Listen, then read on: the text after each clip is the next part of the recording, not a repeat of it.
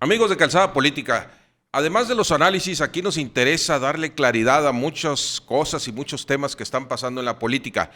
Y uno de ellos que llama especialmente la atención en estos momentos alrededor del triunfo de Jaime Rodríguez Calderón es el cogobierno, una palabra que se ha estado utilizando mucho. Ahorita vamos a ver en qué contextos, pero primero yo quisiera aquí saber qué podemos y qué debemos entender por cogobierno, por favor, Ángel.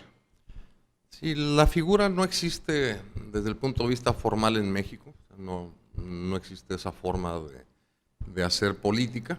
O sea, se entiende en otros países en el nivel de que pueda haber un primer ministro que cogobierna con una monarquía, ¿no? Y a la vez con un parlamento, etcétera. Y también en otros países se utiliza donde hay entidades autónomas, o sea, donde hay entidades culturales autónomas, donde se cogobierna con esas entidades, como en Cataluña, por ejemplo, como en Bolivia, donde hay comunidades indígenas. Legalmente el sistema está constituido para eso, eso es está lo que constituido para eso, ¿no? Y el cogobierno en México no existe como tal, o sea, no hay una forma que nos diga que podemos elegir a alguien para que gobierne y ese a su vez pueda elegir por sí mismo gobernar con alguien más. Eso no existe, ¿no? Quizá deberíamos de partir de la base de la representatividad. O sea, nuestra democracia es representativa. O sea, nosotros elegimos a alguien para que gobierne, pero esa persona a su vez representa algo. Aquí en Nuevo León estamos hablando de algo inédito, ¿no? O sea, porque tenemos a una persona que representa a los independientes. O sea, digamos, todos los independientes. Y el punto de partida sería numérico.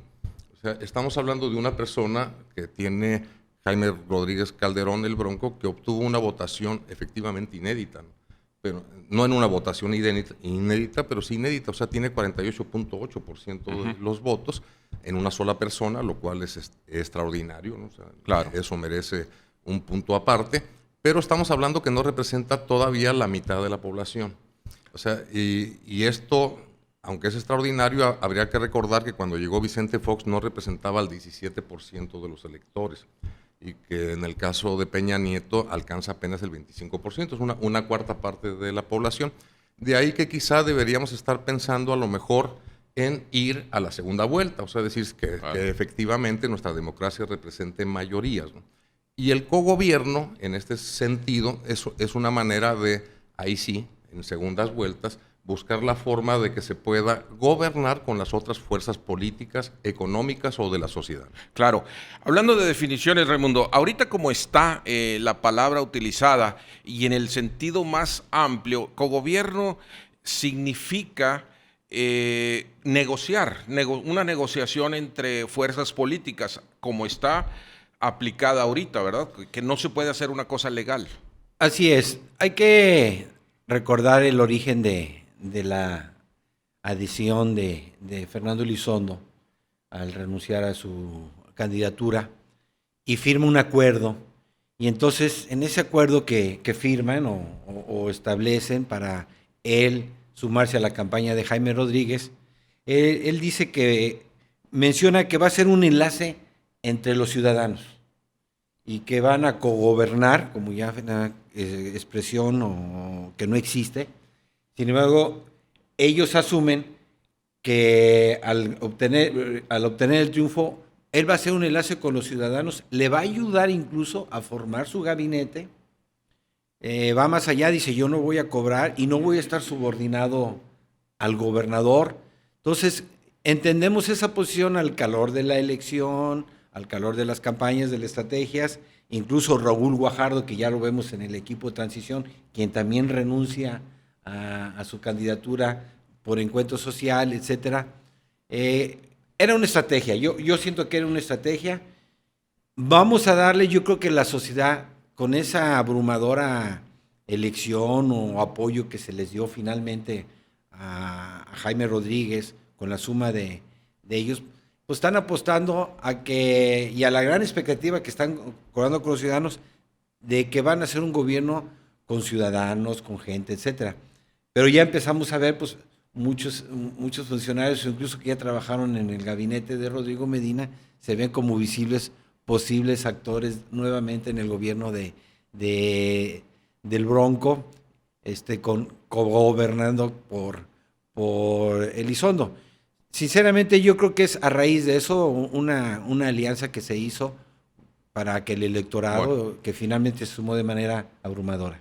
Así es, entonces como se entendía como estrategia de campaña o previo al triunfo electoral, pero ahora yo pienso, Ángel, que esta palabra cogobierno adquiere, como dice Raimundo, especial relevancia con la inclusión de Fernando Elizondo, pero esto que salió a decir Fernando Elizondo que iba a ser tampoco existe, que iba a ser en el nuevo gobierno, no existe y tampoco existe, no existe como puesto, pero no existe como concepto.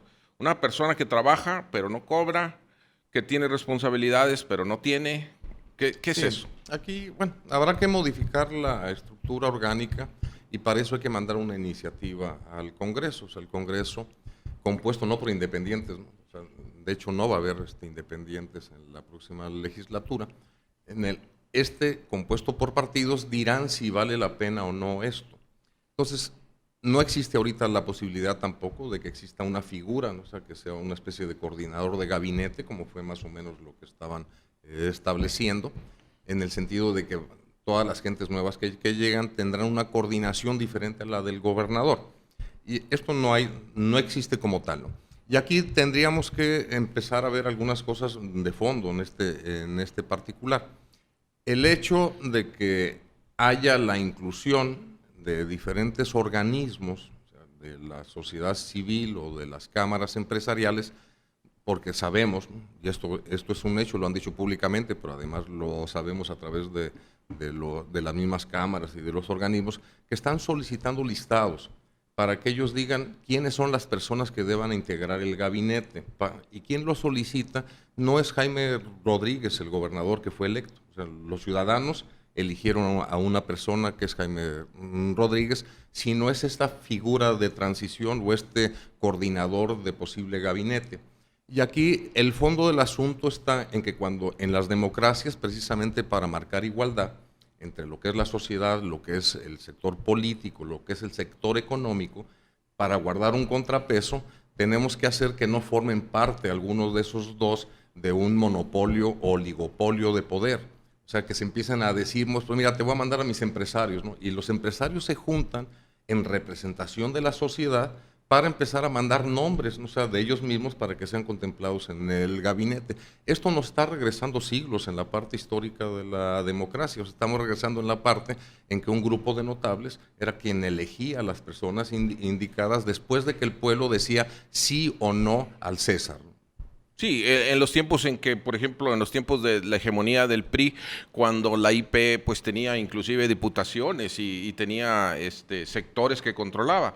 Ahora, yo creo que una cosa que las personas que nos ven y que no saben tanto así de política, deben de entender que no pueden existir en el gobierno con personajes o puestos que dicen no estoy subordinado. Todos los oficiales de gobierno están subordinados de entrada a las leyes, al marco legal, ¿verdad? Porque ellos tienen una responsabilidad, es más, tienen una actuación que está determinada en la ley precisamente para que todas las cosas que ellos hagan dentro del gobierno tengan legalidad, ¿verdad? Sí, y además, claro que no existe, pero yo he platicado con gente cercana a Jaime Rodríguez y yo le decía que a mí me extrañó que hubieran firmado un convenio así tan amplio con la figura de Fernando Elizondo, porque realmente el interés de Jaime, el natural y cuando públicamente lo expresaba en los debates, era un reconocimiento a su capacidad administrativa, a su capacidad de finanzas, que sería un excelente tesorero o un asesor en ese tema concretamente, en lo cual está acreditado, digamos, Fernando Elizondo en eso. Sin embargo, me dicen, pues como que dudó un poquito de que ya la tenía segura, cuando realmente pues sí la tenía segura y dijo, bueno, firmo lo que caiga total, ya veremos. En la práctica, pues ya veremos, creo que finalmente con el que sí se cogobierna, pues es con el poder legislativo, con el poder judicial, que son las instancias, y como bien decía hace rato Ángel, para darle forma a su nueva estructura de gobierno, presupuesto, etcétera, pues va a tener que negociar, Bueno, y ya lo están haciendo. Si me permites, lo dejamos esa parte para la siguiente cápsula, porque lo que yo quisiera dejar en claro entonces aquí es que no existe legalmente el cogobierno, no puede existir en el sentido más estricto de la palabra, y este nuevo e incipiente gobierno entrante va a tener que definir todas las áreas que ahorita están ambiguas, ¿verdad?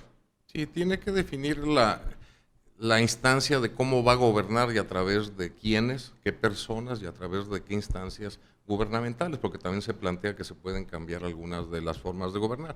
Pero insisto, la ley dice que solamente se puede gobernar a través de una estructura orgánica aprobada, en este caso por el Poder Legislativo, y eso no puede ocurrir porque nada más la puede enviar el Ejecutivo.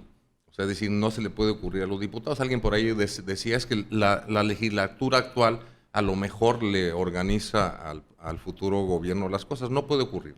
El que entra, cuando entre, si acaso quiere cambiar, enviará una iniciativa al nuevo Congreso y ellos aprobarán si se modifica o no.